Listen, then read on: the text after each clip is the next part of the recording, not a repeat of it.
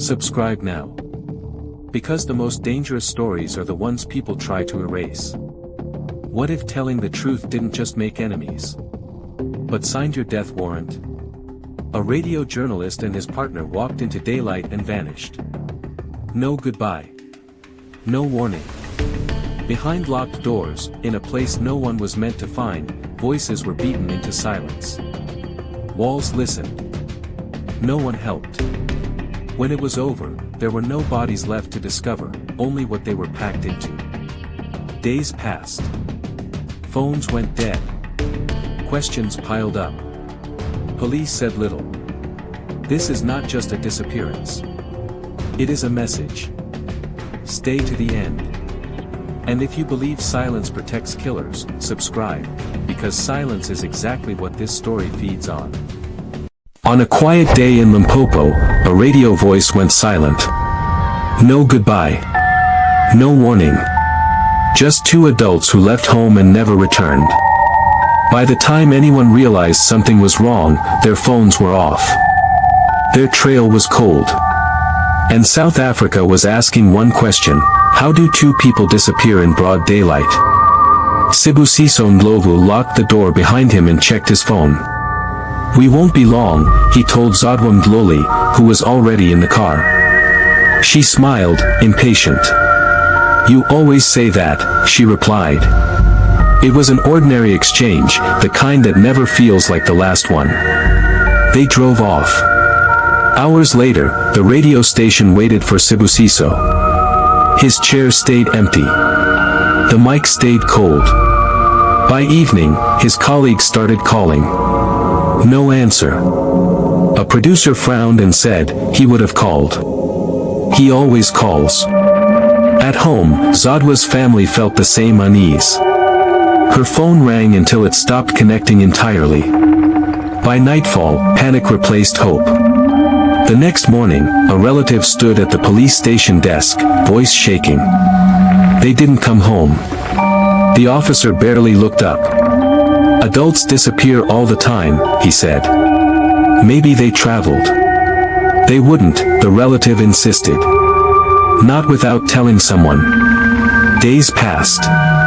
The car was not found. No witnesses came forward. CCTV footage, if it existed, was never released. It was as if the road had swallowed them whole.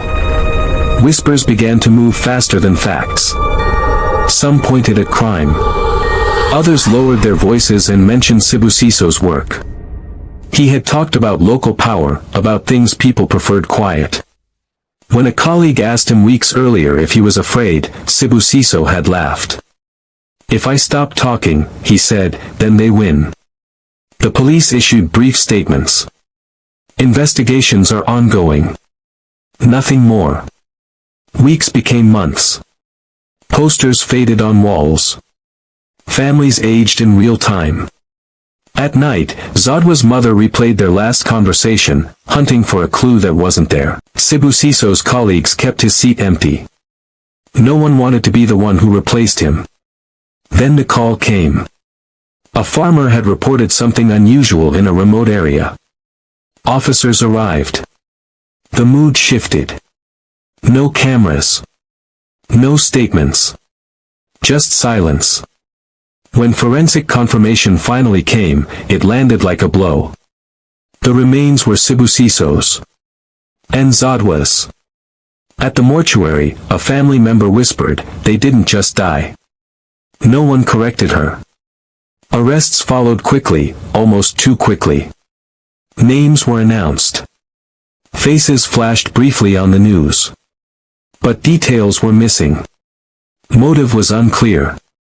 Timelines didn't line up. When a journalist asked, why were they taken so far, the spokesperson replied, the matter is before the court. In the community, fear replaced grief. A radio presenter turned down his mic and said off-air, if this can happen to him, what about the rest of us? At night, the question refused to rest. If this was random, why the silence? If it was planned, who planned it? And if Sibusiso was targeted for his voice, who decided it should never be heard again? The radio station still signs on every morning. The frequency is the same. The voice is not. And somewhere between what is known and what is hidden, the truth waits, buried, patient, and unfinished. Sibusiso Ndlovu was not famous. That was what made him dangerous. He was the kind of journalist people trusted without thinking about it. His voice came through the radio every morning, steady, familiar, never loud, never reckless. He spoke about broken roads, missing funds, local promises that never materialized. He asked questions that sounded simple but landed heavy. One evening, a colleague laughed and said, "You talk like nothing can touch you." Sibusiso smiled, adjusting his headphones. "If I stop talking, then something already has." Zodwa Mdhluli listened from the doorway. She always did.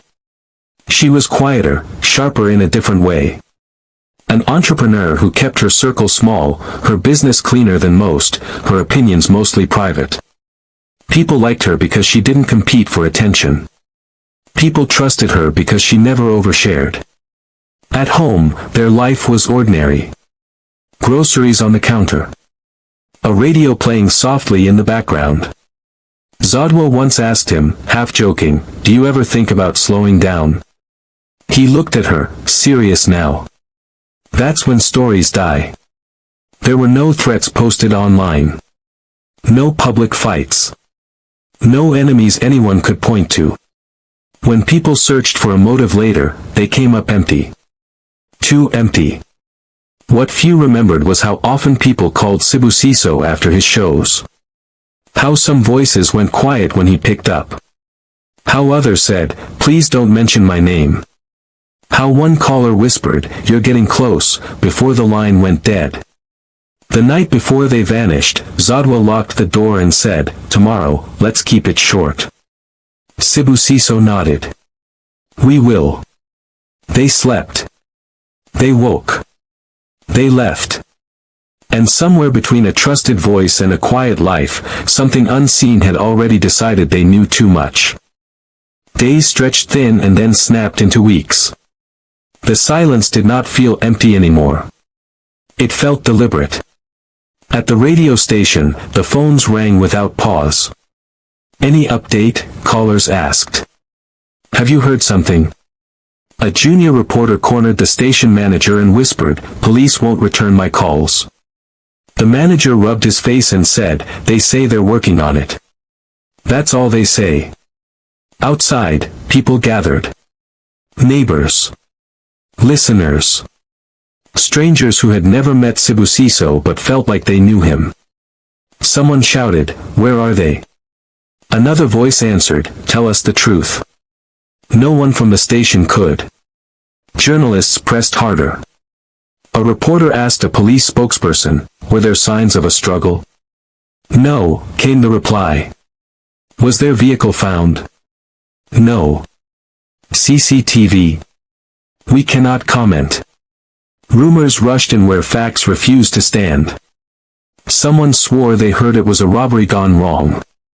Someone else leaned in and said, "No thief hides bodies that well." A third voice dropped lower. "It's his work." He asked about the wrong thing. At night, families argued in whispers. Zodwa's brother paced the living room. "If it was robbery, where is the car?" he asked. Her mother stared at the wall. "If it was an accident," she said softly, "someone would have found something." The police visited once more. An officer stood at the door, hands clasped, eyes unreadable. "We're following leads," he said. "What leads?" Sibusiso's colleague snapped. The officer paused. "We can't share that." After he left, the colleague muttered, "They know more than they're saying." No one disagreed. Days later, a call came into the station late at night. A distorted voice said, "Tell your friend to stop digging." "He's missing," the producer replied. The line went dead. That call was never acknowledged publicly. It lived only in whispers, in glances exchanged when police were near. When a reporter tried to file it, the editor said, "Without proof, it disappears." The reporter answered, "Like them?" The editor said nothing. What unsettled everyone was the absence of chaos. No broken glass. No skid marks. No abandoned shoes by the roadside. No last frantic call. Their phones went quiet at nearly the same time, like a switch had been flipped. It felt practiced. At a candlelight vigil, a woman stepped forward and said, "People don't vanish like smoke." A man behind her replied, "Unless someone makes them." A veteran journalist pulled a younger one aside. "You learned this early," he said. "When there's no trace, it means there was control." Control by who? That's the question you're not supposed to ask. Each morning, police statements repeated themselves. Each night, the fear grew louder. If two careful adults could disappear without noise, without evidence, without urgency from those meant to protect them, then anyone could. And in that growing quiet, one truth hardened into something everyone felt but no one could prove: this was not an accident. This was not chance. Two adults did not simply disappear. Someone had helped them vanish. Months passed, each day stretching longer than the last. The unanswered questions settled like dust over Limpopo, and the quiet became heavy. Families whispered in corners, journalists typed and deleted articles, and neighbors watched roads with eyes that never relaxed. Then, one morning, the silence broke in the most chilling way. A farmer working near the edge of a dense, overgrown area noticed something unusual: bones protruding through the dirt. He called the police immediately, voice trembling. Officers arrived in pairs, cautious, scanning the surrounding scrub as if the land itself might strike back. The first glance told nothing, the second glance whispered dread. Cameras clicked, radios buzzed, and the world began to lean in. Inside the police vehicle, Officer Tabo shook his head. "It can't be," he muttered. His partner, Sergeant Ndlovu, not related, kept his eyes fixed on the ground. "We hope it's an animal," he said, though neither really believed it. By the afternoon, the remains had been carefully loaded into the van. Forensic teams in crisp white suits combed through the area, documenting, photographing, cataloging every fragment of evidence. They moved like surgeons, precise, deliberate, hiding the horror behind professional faces. At the lab, hours crawled. Technicians worked under harsh fluorescent lights, their gloves snapping, each test a tiny hammer of anxiety against the hearts of families waiting miles away. Phone calls trickled in from reporters, friends, and distant listeners. Nobody wanted to be the first to speak, yet everyone whispered the same prayer: "Please, let it be them." When the confirmation finally came, the room fell into a suffocating silence. The remains belonged to Sibusiso, Ndlovu, and Zodwa Mdhluli. South Africa exhaled collectively, a mixture of relief, grief, and disbelief. Family members clutched each other, faces wet, eyes vacant. Journalists stared at blank screens, fingers frozen over keyboards. A sense of finality hung in the air, but it was bitter and incomplete. It doesn't make sense," one colleague whispered in the newsroom, voice low and tight. "No struggle, no car, no phone call, just gone." His gaze met the faces around him, they shared the unspoken dread. "What could have done this?" another asked. Everyone paused. The question had no answer. Outside, communities murmured. The story that had started as a disappearance was now a grim confirmation. Yet the puzzle remained unsolved. Who had taken them? Why? How had two careful, cautious adults vanished without a trace and reappeared only in this final, horrifying way? South Africa had a name for their loss, but not a story for their deaths. Questions outnumbered answers. The remains had been found, but the truth, the how, the why, was buried deeper than the bodies themselves. The country exhaled, then held its breath again, as the shadows of the unknown stretched longer, darker, and colder than before. No one left untouched. Everyone wondered, if this could happen to them, who else was truly safe? The day the arrests were announced, the newsroom buzzed with nervous energy. Sibusiso's empty chair at the station seemed heavier than ever, as if it knew something no one dared say aloud. At a press conference, Officer Thabo stepped forward, his dark blue uniform crisp, cap in hand. Beside him stood Sergeant Ndlovu, tall, serious, eyes scanning the crowd. Both were black South African men in their late 30s, medium build, short hair, faces neutral, professional. Cameras clicked and microphones leaned forward. Several individuals have been taken into custody in connection with the disappearance of Sibusiso Ndlovu and Zodwa Mdhluli, Officer Thabo said, voice steady but measured. Investigations are ongoing. Reporters scribbled notes, whispered to each other, and raised their hands. One shouted, "Who are they? What were their motives?" Officer Thabo paused, blinked slowly, and repeated, "Investigations are ongoing." Back at the station, a young journalist, Themba, mid-20s, slim build, short hair, dark skin, leaned over his keyboard, muttering, "This isn't enough. The country deserves to know why."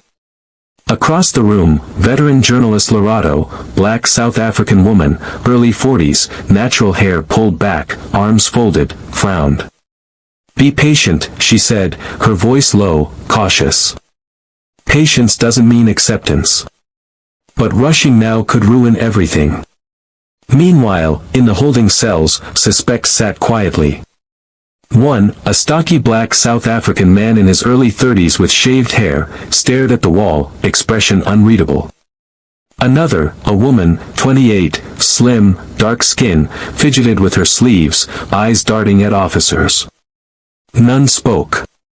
Outside, whispers swirled, revenge, robbery, ritual, accidental crossfire, but nothing concrete emerged.